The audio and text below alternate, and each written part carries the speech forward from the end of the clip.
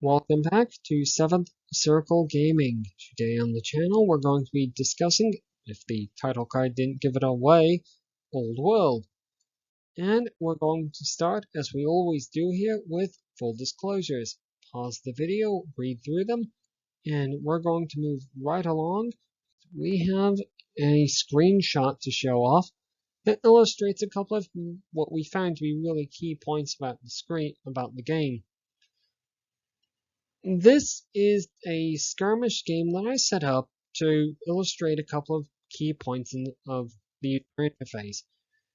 Although it does look fairly complicated, there's only a couple of key areas that the player who's just starting out really needs to look at, and that is the upper middle, the lower left, and the lower right of the screen. The rest of it is going to be something that players, as they get more advanced in the game, are going to be looking at more and more. So let's move on, and we want to talk about immersion.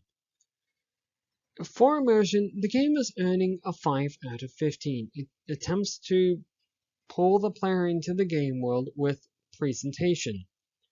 It's got an isometric view, bordering on top-down. The art style is fairly realistic.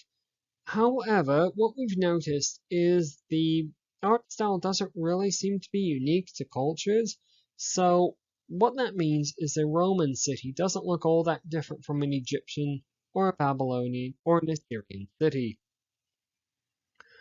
So what that tells us is that's not really where the game is trying to immerse the players into the world.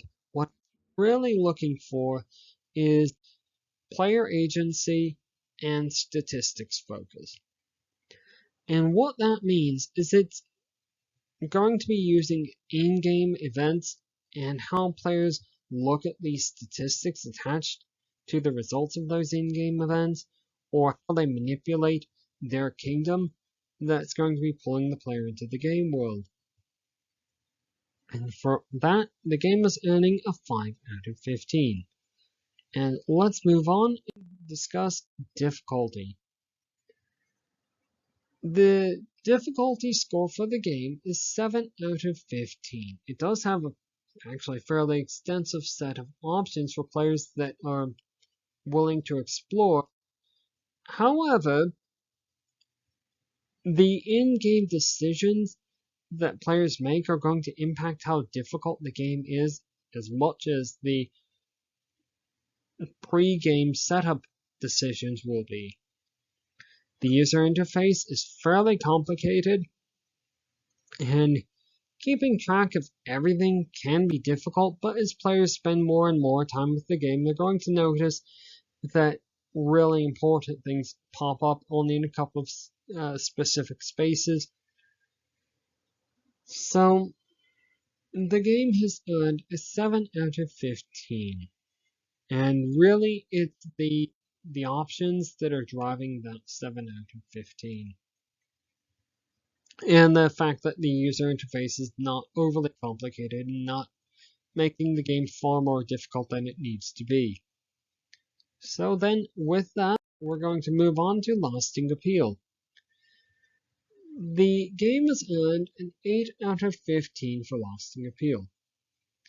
And most of my time with the game, it does seem that play sessions of, say, 15 minutes or less are what the game is most optimized for. Playing longer than that is possible, but I've certainly found that 15 minutes or less seems to be the most optimal. It is possible to play through the game multiple times as either the best ruler possible or the worst ruler possible, the most despotic.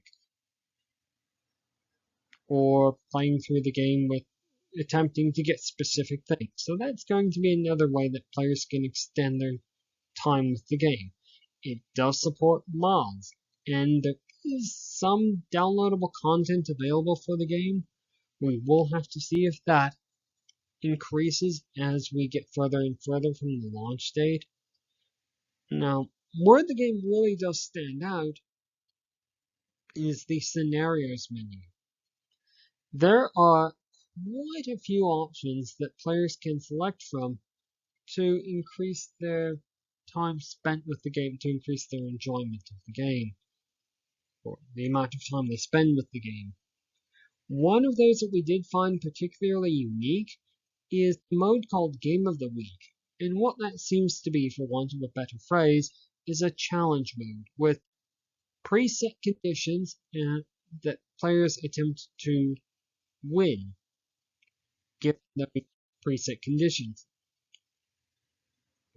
And while that's not necessarily unique for video gaming as a whole, it does seem to be somewhat unique for this particular genre.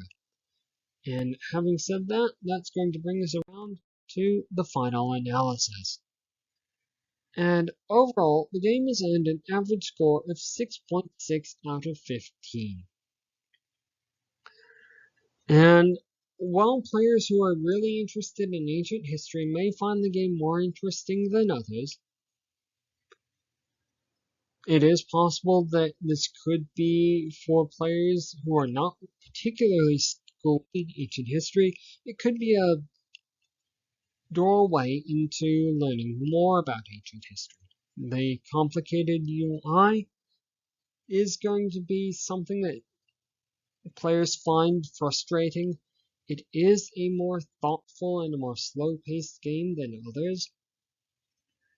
And if we're going to put on our subjectivity hats here for just a moment, I will just say that the game really isn't as unique as it wants to think it is.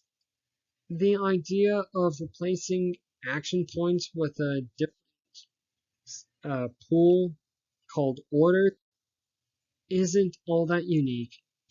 The cultures really don't seem terribly unique, which we already talked about in the immersion section, why that is. The audio cues really don't seem to be all that immersive or playing into the game's strengths. And so players who really are attached to a specific culture, like, oh, they really want to play through it as the Romans or the Greeks, don't worry too much about that. Playing through it as the Romans is pretty similar, aside from some minor starting bonuses that all of my time with the game I barely noticed. There really isn't a difference between the cultures. So, where does that leave us? Just to reiterate, the game has earned a 6.6 out of 15. And that's going to be the end of the video. Thank you very much if you made it all the way to the end. If you do agree, if you spent some time with the game and you think, yeah, that's absolutely fantastic, spot on. Or if you do have some differing opinions, go ahead, put them in the comments section below. Suggest a game. And that's all we've got to say about Old World from 7th Circle Gaming. Goodbye.